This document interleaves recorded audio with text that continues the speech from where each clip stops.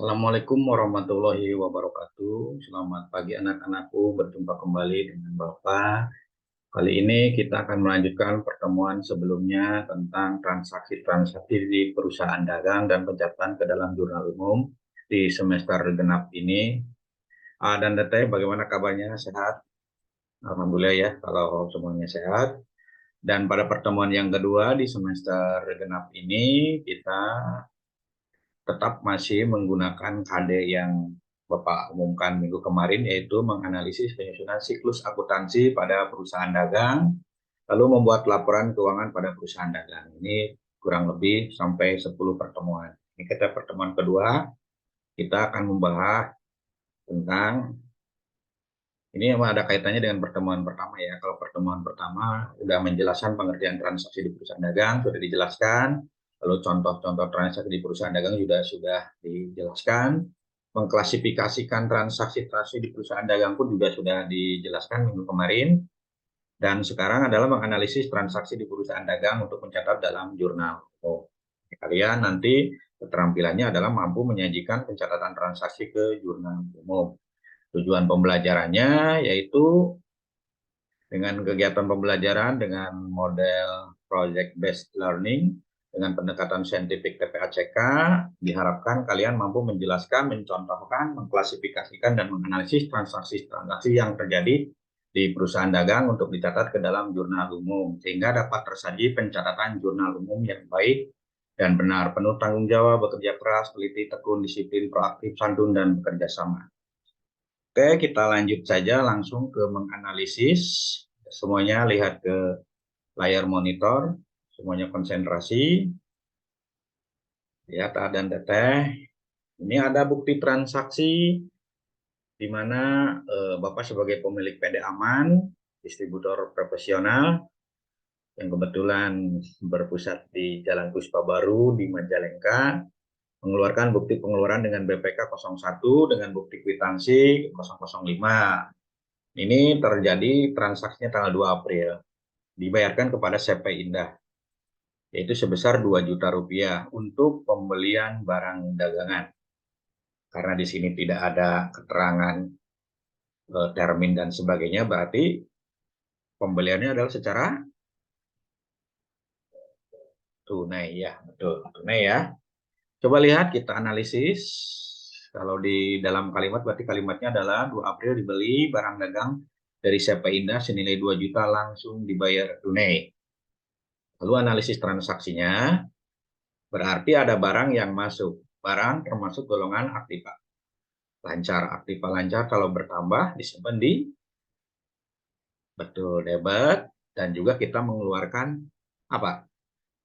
Ya, betul, kas senilai 2 juta rupiah di sisi, ya kita lihat ya, di sisi kalian tadi bilang kredit. Coba lihat ya. Analisisnya adalah betul, pembelian senilai 2 juta disimpan di debit, lalu kita mengeluarkan uang, yaitu kas sebesar 2 juta rupiah di kredit.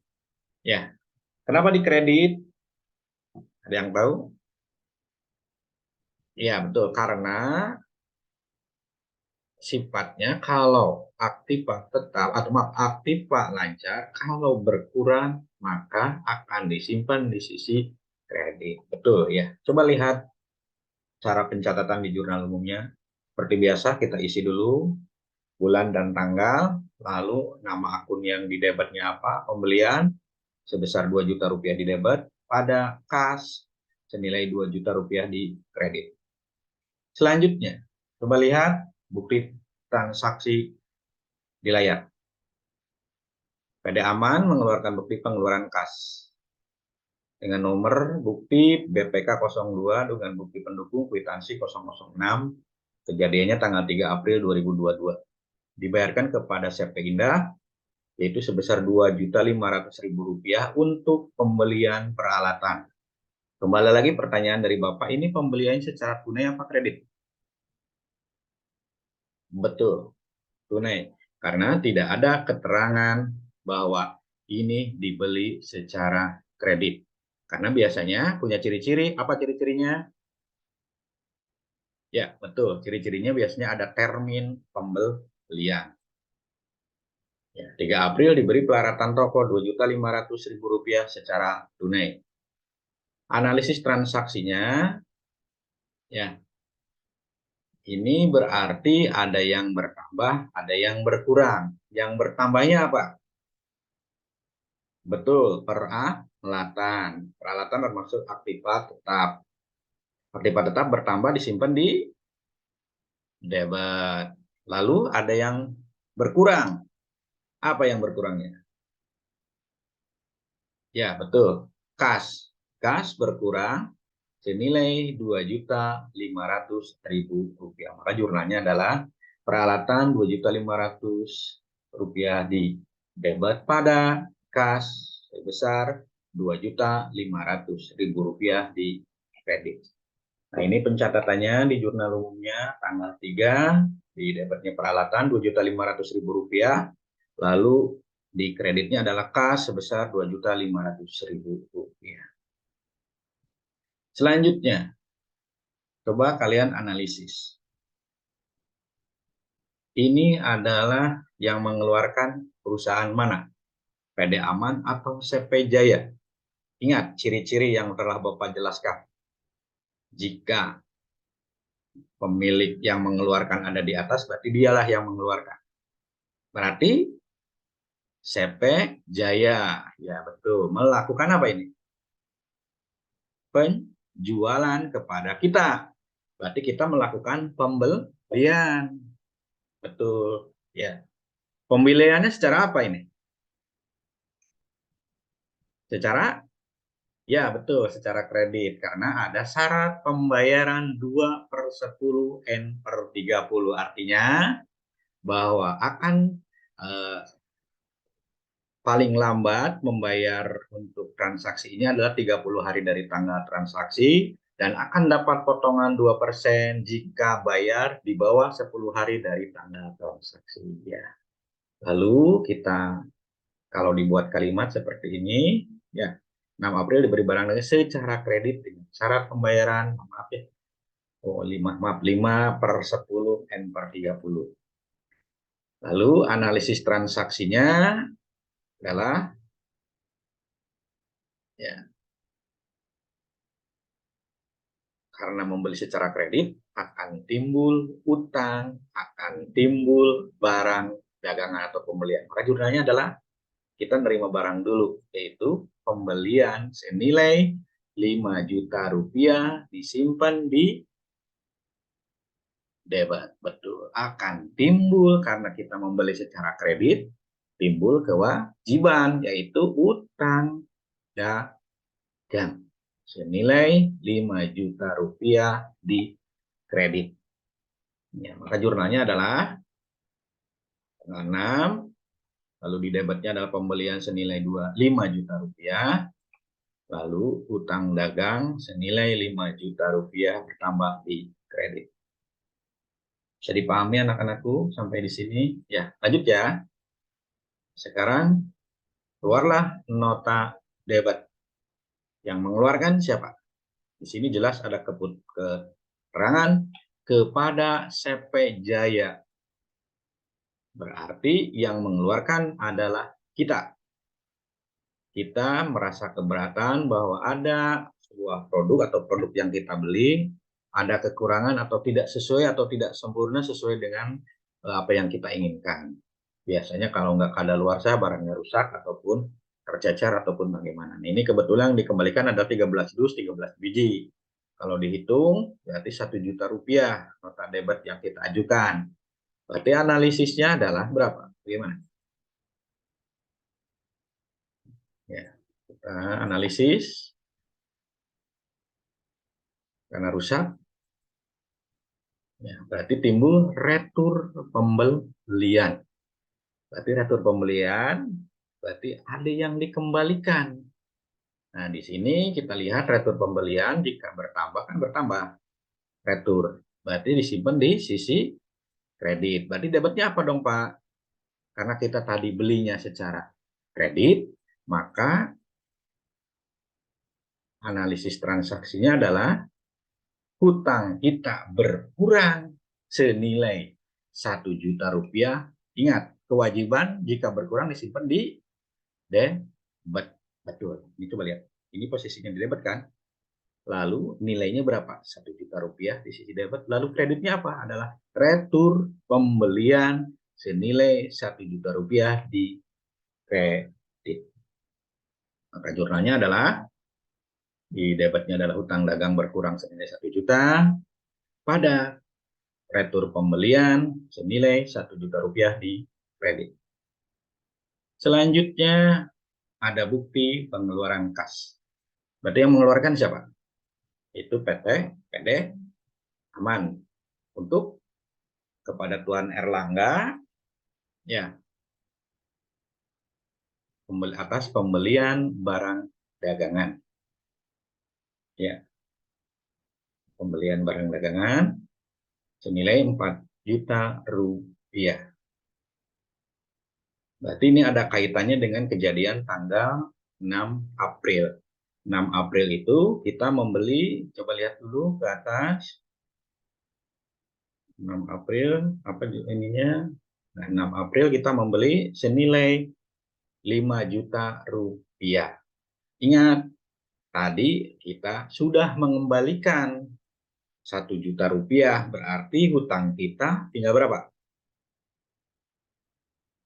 4 juta rupiah. Ya, karena udah dikurangi. Kan tadi kita beli kreditnya adalah 5 juta, tetapi ada barang yang dikembalikan 1 juta. Berarti utang kita ke Tuan Erlangga tinggal 4 juta. Lalu bagaimana jurnalnya? Tadi kita beli tanggal 6 dengan syarat pembayaran 5/10 N/30. Berarti kita dapat periode potongan karena masih di bawah 10 hari dari tanggal transaksi ya. Coba cara perhitungannya lihat baik-baik ke monitor. Ya. Potongan pembeliannya adalah 5%. 5/10. Tadi ada kesalahan ya. Ada kesalahan waktu di bukti transaksi 2%. Kita ralat bahwa itu adalah 5% kali 4 juta sama dengan 200.000 rupiah. Kita dapat potongan 200.000 rupiah. Kok besar banget ya? Itu tergantung kebijakan dari penjual. Mungkin karena reward kita ke kita, karena kita selalu rajin membayar dan juga punya riwayat baik, maka mungkin perusahaan ataupun toko yang menjual barang ke kita akan lebih baik lagi. Karena tujuan dari penjual adalah mempertahankan pembeli agar setia membeli ke tokonya. Ya. Berarti kita dapat potongan 200. Lalu bagaimana Pak analisis transaksinya? Karena kita bayar berarti ada yang berkurang, ada yang berkurang. Yang berkurangnya jelas, yaitu hutang kita berkurang, tetapi kita membayarnya menggunakan apa? Uang kas kan? Kas juga berkurang. Coba lihat baik-baik analisis transaksinya. Berarti kalau hutang berkurang disimpan di ini, berarti ada hutang dagang dan kas. Nama akunnya cuma posisinya yang mana? Yang di debit, yang di kredit. Ingat, saldo normal. Saldo normal jika hutang berkurang akan disimpan di debit. Sedangkan aktiva lancar, yaitu kas, jika berkurang, maka akan disimpan di kredit. Seperti itu ya, Nak ya. Lalu ada potongan 200.000. Jadi, Pak, kenapa hutang dagangnya nggak dipotong? Kalau hutang dagangnya tetap dengan angka sesuai dengan transaksi. Pak, kok nggak 5 juta? Kan sudah terpotong 1 juta rupiah akibat adanya retur pembelian. Berarti sisa hutang kita adalah 4 juta. Untuk pencatatannya jangan dirubah langsung dikurangi, biarkan aja. Cuma di saat bayarnya tidak 4 juta, dikurangi 200. Itu untuk pembayaran kasnya adalah 3.800.000 rupiah. Lalu ada potongan pembelian, yaitu 200.000 rupiah juga di kredit. Ini pencatatannya ya, Nak ya. Hutang dagang senilai 4 juta rupiah di debit, lalu di kreditnya adalah kas senilai 3.800.000 dan retur pembelian senilai 200.000 rupiah di kredit. Ini adalah catat ya. Ini adalah kejadian yang berhubungan dengan pembelian. Selanjutnya adalah kejadian-kejadian contoh soal yang berhubungan dengan penjualan. Di sini ada 4 transaksi juga. Kita lihat langsung ke ini adalah jurnal umumnya. Formatnya seperti ini. Lalu ini adalah saldo normalnya juga, pendapatan, potongan, dan sebagainya. Lanjut kita ke bukti transaksi. Coba analisis baik-baik. Pada aman menerima ataupun mengeluarkan nota kontan kepada Tuan Ahmad. Berarti kita melakukan penjualan barang. Cuma penjualan barangnya apakah kredit atau tunai? Coba analisis dari nota kontan di depan. Jawabannya adalah penjualan secara tunai.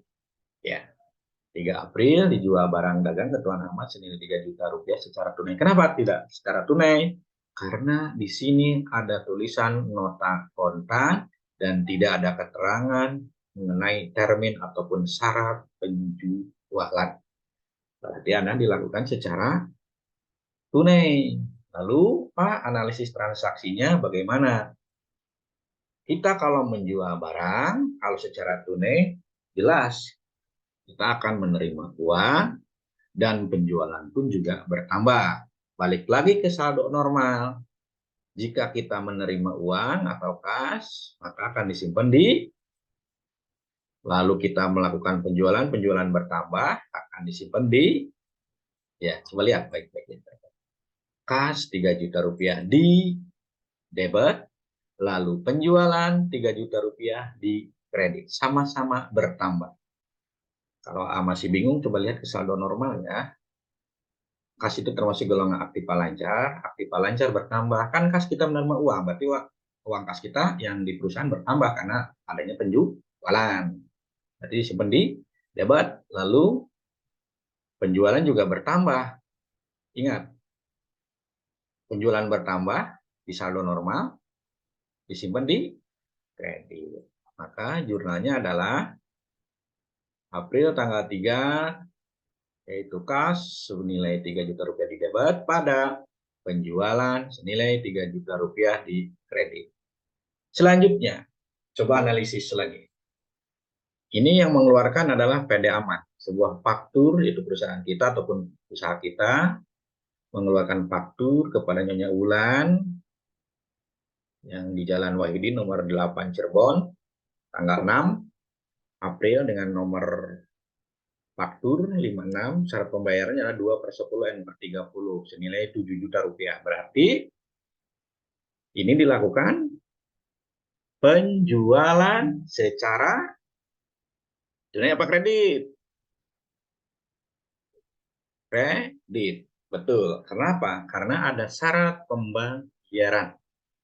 Kalau ada syarat pembayaran berarti ini adalah bukti transaksi untuk penjualan secara kredit senilai 7 juta.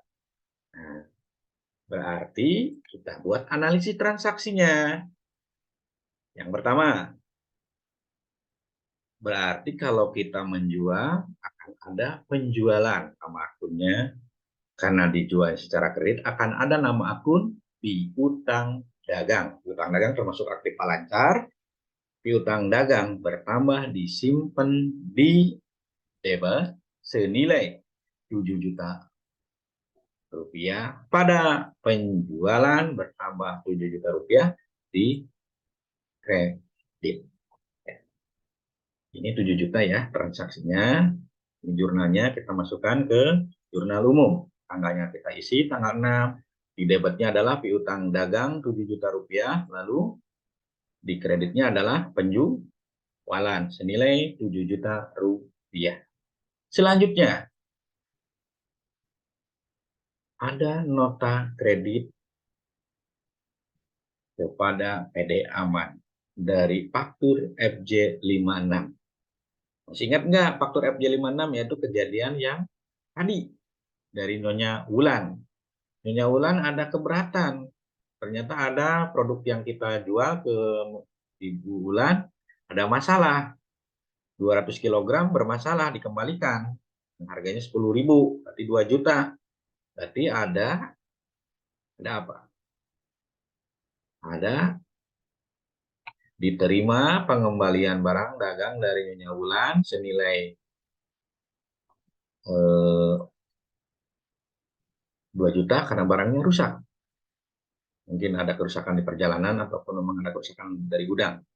Lalu analisisnya adalah, kita lihat, karena dikembalikannya ada 2 juta, berarti akan ada retur penjualan. Coba lihat.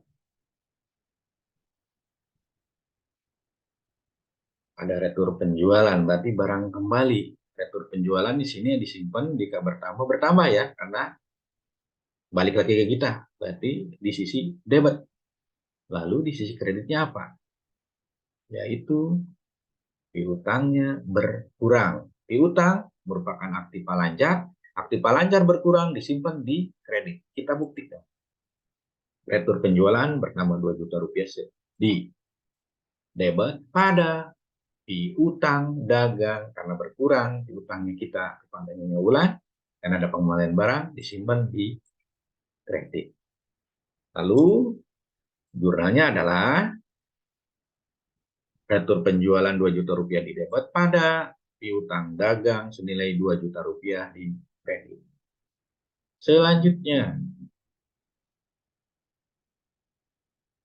pada tanggal 11 April kita menerima pembayaran piutang dagang dengan nomor faktur FC56. Oh, ternyata Ibu Wulan bayar ya dari transaksi yang tanggal sebelumnya, itu tanggal 6 kalau nggak salah ya. Tanggal 6 ya, coba lihat kita baik-baik. Ya betul, tanggal 6. Tanggal 6, Ibu Wulan bayar. Kita lihat. Ya, bagaimana analisis transaksinya. Hutangnya berapa? Waktu tanggal 6. Sebesar 7 juta rupiah. Kok kenapa di sini kita menerima uang 5 juta? Ada yang tahu penyebabnya? Penyebabnya itu karena tadi ada pengembalian barang dari Nyonya Wulan atau retur penjualan senilai 2 juta. Berarti piutang kita berkurang 2 juta. Jadi yang tadinya 7 juta menjadi 5 juta. Lalu ya analisis transaksinya seperti apa? Nah, ini coba lihat baik-baik. Dan ingat, transaksi tanggal 6 sekarang tanggal 11. Tadi syaratnya adalah 2/10 N/30. Berarti Nyonya Wulan masih ada di periode dapat potongan pembelian atau dapat potongan penjualan dari kita senilai 2%. Piutang kita ke Nyonya Wulan ada 5 juta, berarti kali 5 kali 2% sama dengan 100.000 rupiah. Berarti nanti bayar Nyonya Wulan tidak 5 juta, bayarnya dikurangi potongan tersebut. Jurnalnya seperti apa? Ya, karena ada potongan, berarti potongan ada di debit. Dan kita juga akan menerima apa dari Nyonya Wulan? Kalau pembayaran itu menerima uang, berarti akan ada nama akun kas di debit karena bertambah senilai 4.900.000. Kenapa 4.900.000? Karena ada potongan penjualan senilai 100.000. Berarti dikurangi, dia dapat potongan ya. Sama di debit, kreditnya tetap, utangnya sama, tetap 5 juta rupiah di kredit. Pencatatannya adalah seperti ini. Di debitnya adalah kas senilai 4.900.000 rupiah, lalu di kreditnya adalah potongan, maaf, masih di debit ya, potongan penjualan senilai 100.000 rupiah di debit pada piutang dagang senilai 5 juta rupiah di kredit. Ya. Nah ini coba kalian tadi mungkin sudah paham ya, kalian lihat LKPD-nya, semuanya buka LKPD-nya, di sana udah lengkap. Kalian coba scan QR code-nya. Di sini akan ketemu soal-soal yang berhubungan dengan transaksi di perusahaan dagang. Ini satu, dan jika kalian pun tidak ini, karena ini barcode ini ataupun QR code ini udah ada di LKPD ya, Bapak hanya memperlihatkan saja. Lalu juga ada latihan soal mandiri, ini yang soal mandiri dikerjakan di rumah. Sekarang kalian kerjakan dulu soal yang berkelompok. Mungkin itu aja dulu dari Bapak ya. Selesai untuk jurnal umum. Mari kita berlatih dengan transaksi-transaksi yang ada di scan QR code. Coba kalian analisis transaksinya, lalu di jurnal umum, lalu kita bahas. Nanti setiap kelompok bahas dan dipresentasikan ya. Coba kalian sekuat tenaga sebisa mungkin untuk bisa menyelesaikan. Bapak yakin dengan 2 pertemuan kalian sudah paham dan juga mungkin materi sudah LKPD maupun bahan ajar sudah kalian pegang, mungkin akan segera terselesaikan. Kurang lebihnya mohon maaf. Terima kasih atas perhatiannya. Bila taufiq wal hidayah. Wassalamualaikum warahmatullahi wabarakatuh.